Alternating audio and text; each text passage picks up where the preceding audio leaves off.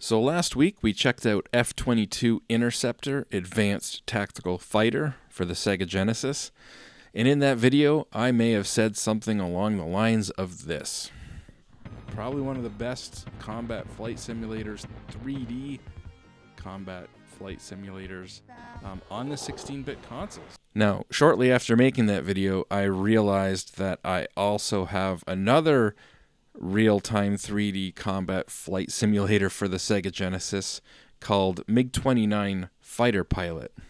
Now, my hopes weren't high that this would actually be better than F-22. I thought F-22 was pretty impressive, but I thought I better check this one out just in case, and boy was I wrong.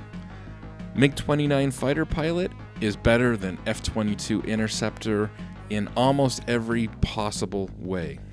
The graphics are better, we've got more polygons on screen at a time, and it's running at a faster frame rate. The controls are better, they feel more responsive, but it also takes advantage of the 6-button controller.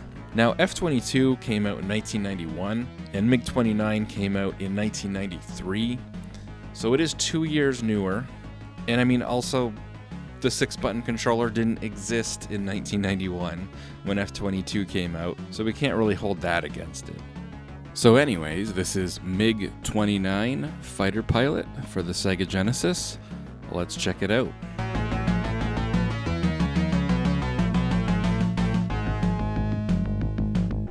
This is the first level, and as you can see, it's just as complex as F-22 was.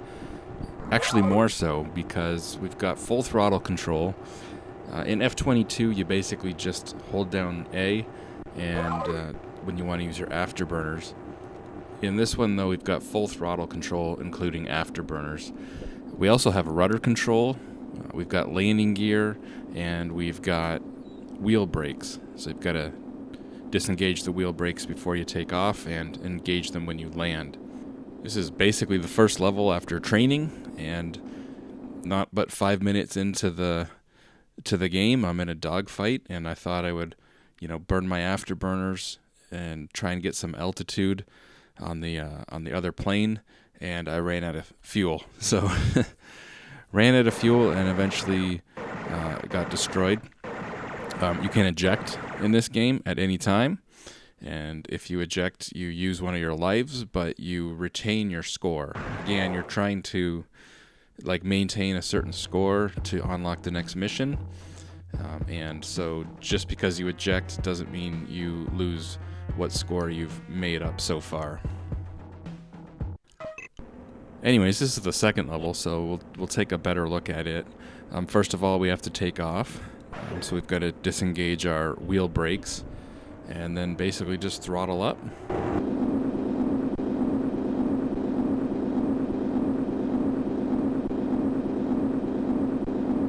Once we hit about 400 knots, we can pull up, and then we can raise the landing gear.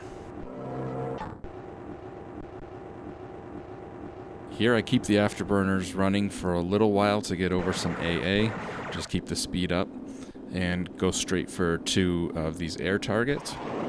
Take out one of the helicopters and one of the other planes, and then start attacking some of the ground targets.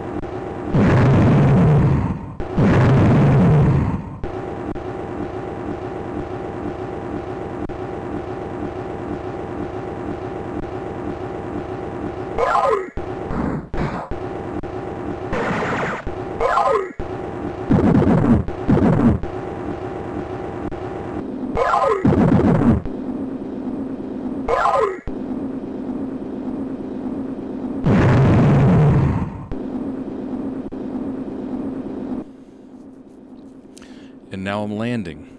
I haven't beat the level yet, but I'm landing. This game actually encourages landing during a mission. You may have to land several times during a mission, but if you take damage, it'll repair your plane. If you've run out of missiles or flares, it'll fill that back up. So you can land at any time in a mission, as many times as you want, as long as it's a friendly airfield. And again, the game encourages that. It mentions that in the instruction manual. As you can see, the frame rate, I would say, is definitely got a few extra frames per second on top of F-22. It definitely feels a lot more responsive. The controls feel a lot more responsive. Like I said, this does take advantage of the 6-button controller. So yeah, we can now have full throttle control, and we have rudder control. You still bring up menus for certain things, but in this one it's done by holding down a button. So there's certain buttons that only as you hold them down, a menu will come up, and this is how you change your weapons, or this is how you lower your landing gear.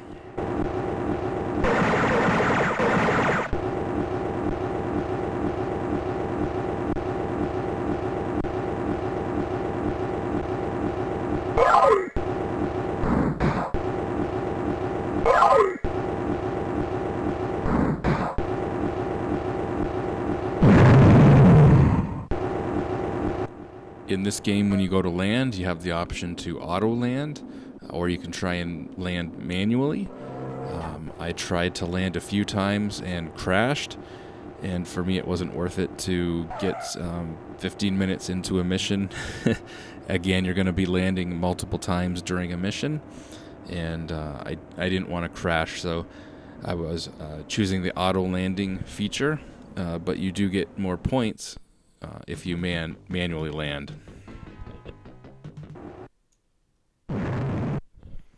Here you can see the external view. Unlike F-22, where we just had a sprite that was sort of imitating a 3D view of the plane, here we actually have real-time 3D polygons for your plane as you're playing in the external view. So again, graphically, this is much more demanding than F-22. There's more polygons on screen at a time, and it seems to be running at a higher frame rate with more responsive feeling controls. And there we have it. As you can see, I beat the second level and needed to get at least 10,000 points, and I got 24,000. And again, that was with doing the auto landing, so I could have got an even higher score if I manually landed, but it is pretty difficult to land in this game. And again, you'll be landing many times in a single mission, so it's pretty risky to try and land and crash. You could be 20 minutes into a mission and you got to start it all over again if you crash. And there you go. I guess that's it. Everything I said about F-22 has been basically replaced by Mig-29. This is now the most advanced 3D combat flight simulator I've seen on a 16-bit console.